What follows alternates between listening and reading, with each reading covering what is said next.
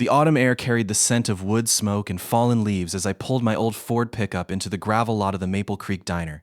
It was a Thursday afternoon, unremarkable in every way, except for the message I'd received 3 days earlier from a number I hadn't seen in nearly 5 years. "I need to see you. It's important." The text came from Jennifer, my ex-wife. The woman who had walked out on our marriage without warning, leaving behind nothing but a note on the kitchen counter and a life I'd spent years rebuilding from the wreckage. I sat in the truck for a moment, watching the diner's neon sign flicker in the fading light. The place hadn't changed. Same red vinyl booths. Same clock on the wall that always ran 5 minutes slow. Same smell of coffee and bacon grease that had filled so many Saturday mornings when we were young and still believed in forever. I told myself I was only here to hear her out, to give her whatever closure she needed so I could finally move on completely. What I wasn't prepared for was what walked through the diner door behind her. Jennifer looked different, softer, somehow. The sharp edges that had appeared in the final months of our marriage had been sanded down by time, replaced by something I couldn't quite name. She was dressed in expensive clothes that fit a life I'd never been able to provide. Her hair was shorter. Her smile was nervous. And behind her, wearing a perfectly tailored suit that probably cost more than my truck, stood a man who looked like he'd stepped out of a magazine. Tall, distinguished, the kind of confidence that came from generations of never having to worry about money. "Tom," Jennifer said, her voice carrying the same warmth she'd once used to promise me forever. "Thank you for coming." "This is Marcus," she continued, gesturing toward the man beside her. "My fiancé." I shook his hand. His grip was firm, practiced, the kind of handshake that said I'm successful and I know it. "Nice to meet you," I said, meaning none of it. "Jennifer's told me a lot about you," Marcus replied. "All good things. I doubted that." Jennifer had told me a lot of things over the years, and most of them had turned out to be carefully chosen versions of the truth. We sat in a booth near the window. The same booth Jennifer and I had shared on our first date, though I doubted she remembered. The sun was setting, casting long shadows across the Formica table. The waitress brought coffee. Black for me. Cream and sugar for Jennifer. Marcus asked for green tea, which the diner didn't have. "I'll just have water," he said graciously, as if he were doing the diner a favor by not making a fuss. Jennifer reached across the table, her fingers brushing mine in that familiar way that used to make my heart race. I pulled my hand back without thinking. Her face flickered with something like pain before she smoothed it away. "Tom, I asked you here because I need your help with something important," she began. I waited. "Marcus and I are getting married in 3 weeks. And," she hesitated, glancing at Marcus, who nodded encouragingly, "I need you to give me away." The words hung in the air between us like smoke. "Give you away?" I repeated. "At the wedding," she clarified, as if I might have misunderstood. I thought about my father, but he's not well enough to travel.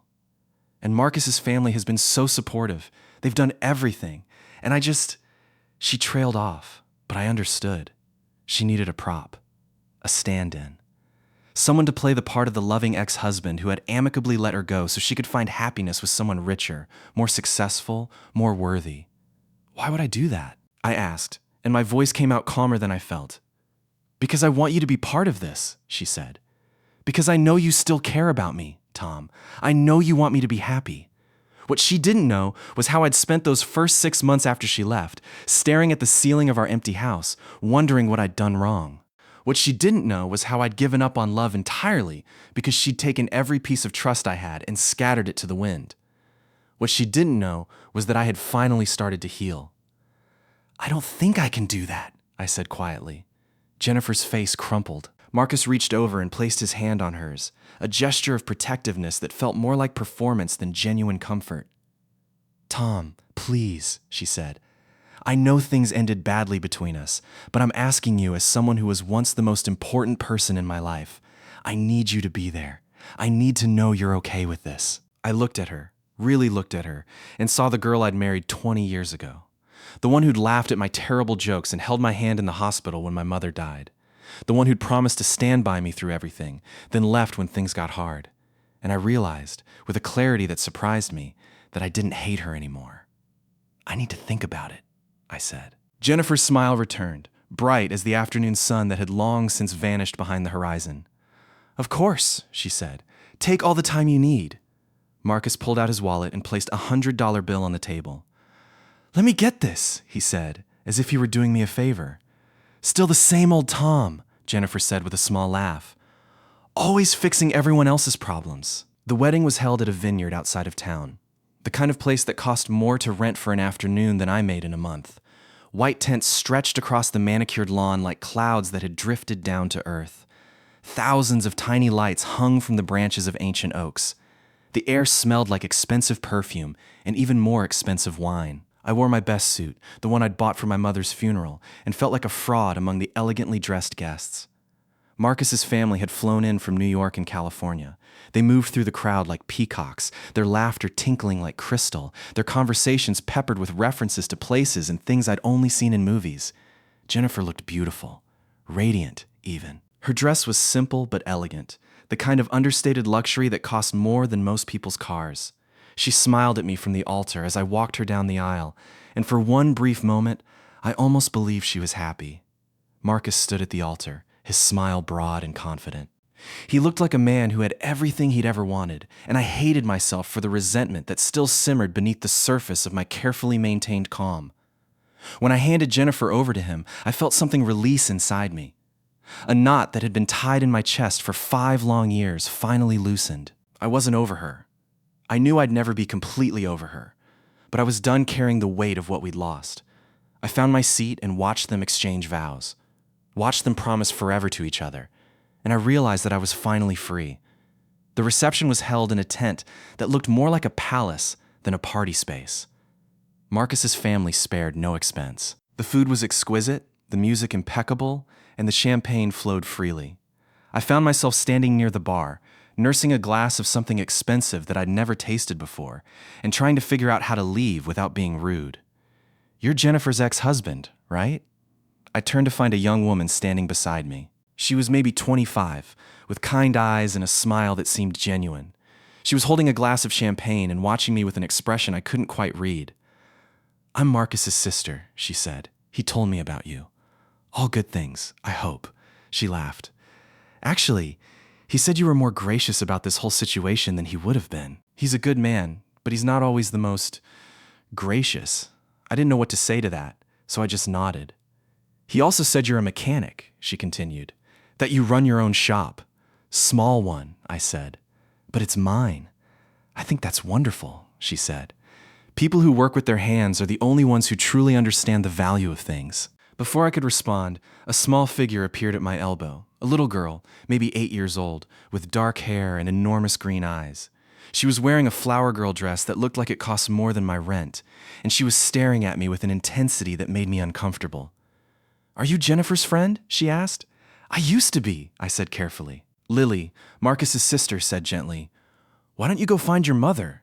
She must be looking for you." "She's busy," Lily said, not looking away from me.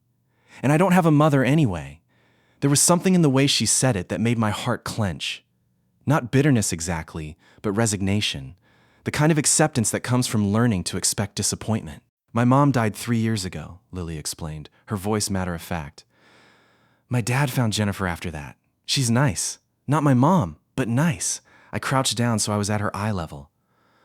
"I'm sorry," I said, because I didn't know what else to say.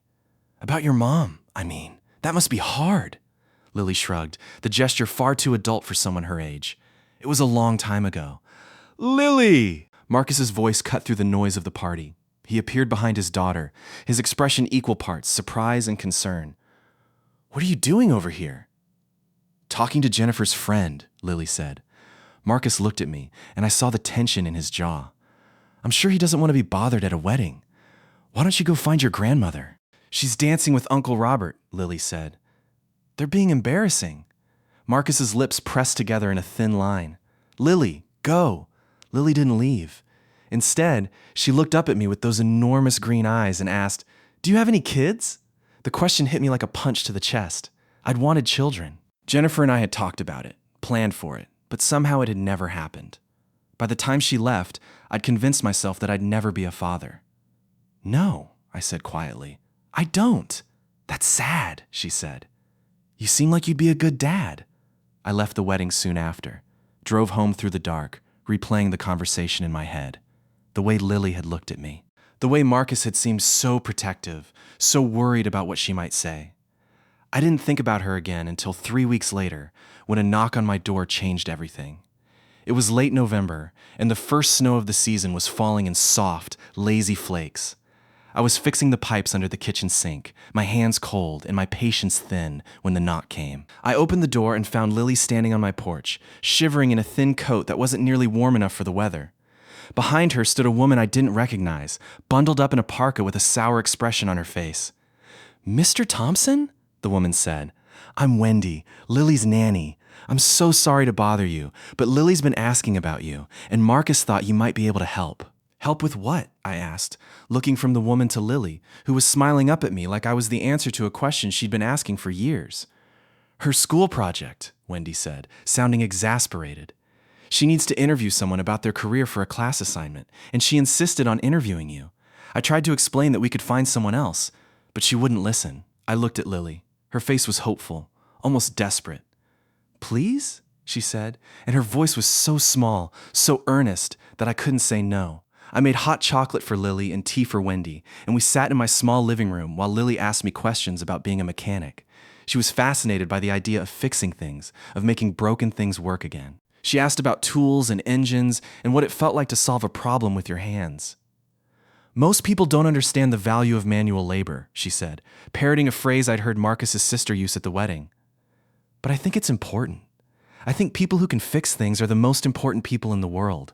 I laughed, surprised by her earnestness. "That's a very adult thing to say." "My dad says I'm an old soul," she said, and there was a hint of pride in her voice. After she finished her interview, she asked if she could see my workshop. I hesitated, but Wendy nodded and said she'd wait in the living room.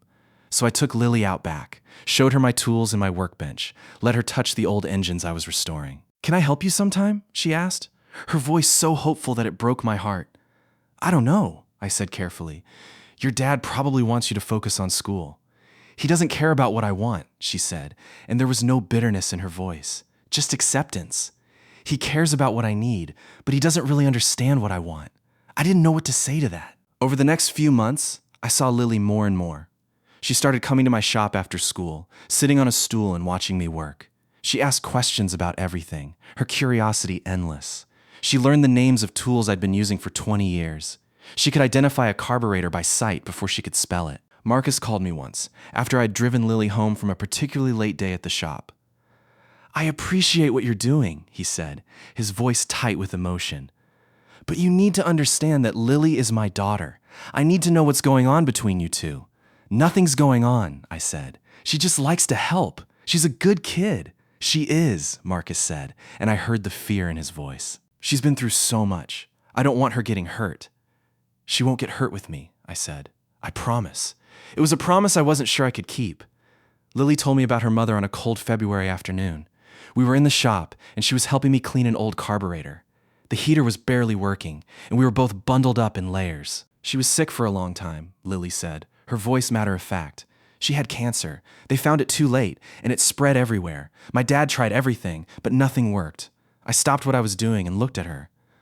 I'm sorry, Lily. That must have been terrible." "It was," she said, and I saw the first crack in her composure.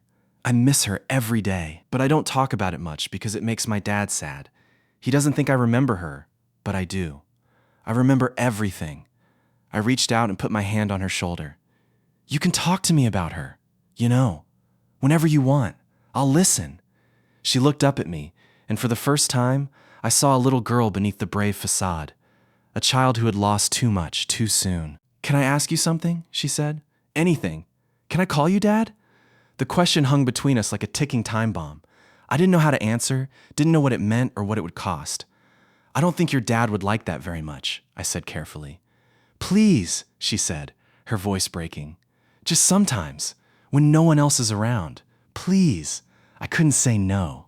The first time she called me Dad, something shifted inside me. A door I'd thought was forever closed creaked open. I looked at this small, brave girl who had lost so much and asked for so little, and I realized that I loved her. Not like a daughter, not yet. But the potential was there, fragile and terrifying. She called me Dad in the shop when Marcus wasn't around. She called me Dad in the car when I drove her home. She called me Dad in the grocery store, and I'd have to gently correct her, remind her that her real father was waiting for her. "Can you be my dad?" she asked one night, sitting at my kitchen table while I made us dinner. The real one? I didn't know how to answer, so I just told her to eat her vegetables. Spring came, and with it, an accident that changed everything. Marcus was driving to a business meeting when his car hydroplaned on the wet road. He hit a tree at 50 miles an hour. The airbag saved his life, but his leg was shattered, and he'd be in the hospital for weeks. I got the call from Jennifer. She was hysterical, her voice shaking, asking me to pick up Lily from school. She couldn't do it because Marcus's family had already flown in and they were all at the hospital, creating a scene. I dropped everything and went to pick up Lily. She was sitting on the front steps of her school, her face pale and her expression blank. "Your dad's gonna be okay," I said, crouching down next to her. "He's in the hospital, but he's going to be okay." She nodded, but I could see the tears pooling in her eyes. "Can I stay with you?" she asked. "Just for a little while?" I should have taken her to the hospital. I should have found her grandmother or her nanny. But I looked at this child who'd been through so much, who had somehow decided that I was the person she needed most in the world, and I couldn't refuse. Marcus was in the hospital for 4 weeks. Lily stayed with me for most of it. Jennifer came by once, looking harried and overwhelmed, and thanked me for helping. She didn't ask about Lily's home, didn't ask about the arrangement. She just took my hand and squeezed it. "You're a good man, Tom," she said. "I always knew that. I just didn't appreciate it when I had you." I didn't know what to say to that either. Lily called me Dad every day. She said it like it was the most natural thing in the world. She said it like she'd been saying it her whole life. And I began to wonder if maybe she was right. When Marcus came home, he was different, softer. The accident had shaken something loose inside him. He called me to thank me for taking care of Lily, and I could hear the tears in his voice. "She told me she calls you Dad," he said, and there was no accusation in his words, only sadness. "She said she wishes you were her real father." "She was upset," I said. "She didn't mean it. She meant every word," Marcus said. "And you know what? I think she might be right." I held my breath. "What do you mean?" "I mean, I've been thinking about it for a while now," Marcus said, "ever since the accident, about what matters most. And I realized that family isn't about blood. It's about who shows up, who's there when it counts. Marcus, I want to ask you something," he cut me off. "And I want you to think about it before you answer. I know this is a lot to ask, but I'm asking anyway. I want you to adopt Lily." The next week, I sat in a lawyer's office with Marcus and Lily. The air was thick with possibility, with fear, with hope. Lily sat between us, holding both of our hands, her small fingers gripping ours like she was afraid we might disappear. "You want to be my dad?" she asked me, her eyes wide and uncertain. "Yeah," I said, my voice cracking. "Yeah, I really do." "Both of us?" she asked, looking from me to Marcus. "Both of us," Marcus said. "Because you're worth having 2 dads." Lily started to cry, and I couldn't help it. I cried too. The adoption process took 8 months. There were home visits and background checks and more paperwork than I'd ever seen in my life. Marcus and I met with a social worker at Lily's school, and she asked us to explain our relationship to Lily. "She told me I was her dad," I said, "and I realized I wanted to be." The social worker smiled. "That's very beautiful, Mr. Thompson. But I have to ask, what about your relationship with Marcus?" I looked at Marcus. He smiled, and I understood. "We're not friends," I said. "Not exactly. But we both love Lily, and we both want what's best for her. That's enough." "That's more than enough," the social worker said. "That's the foundation of a real family." The adoption was finalized on a Thursday, just before Thanksgiving. Lily wore a dress that she'd picked out, especially for the occasion, and I wore the same suit I'd worn to her father's wedding, the one I'd bought for my mother's funeral. It felt like I was burying something old and bringing something new to life. After the hearing, we went to the diner, the same one where Jennifer and I had met to discuss her wedding. I took Lily and Marcus to the booth by the window, and for the first time, I didn't feel like I was trespassing in someone else's life. Lily sat between us, just like she had in the lawyer's office. She held both our hands and looked up at the ceiling, her expression one of pure, unadulterated joy. "I have 2 dads," she said, as if she couldn't quite believe it. "Yeah, you do," I said. "I'm your daughter now," she said, and there was such wonder in her voice. "I'm really your daughter." "You always were," I said. "You just didn't know it yet. That was 3 years ago. Lily is 12 now, and she's become the center of my world.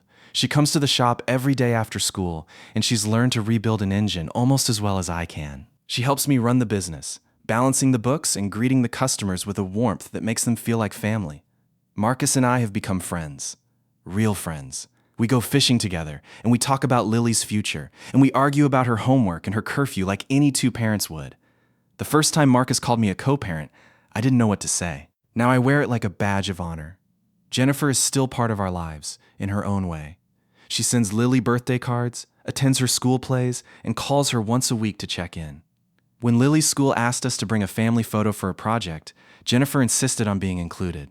She stands in the back of the group, her smile genuine, her presence a reminder of how far we've all come. Sometimes I still think about that day in the diner, about the moment Jennifer introduced me to Marcus and asked me to give her away.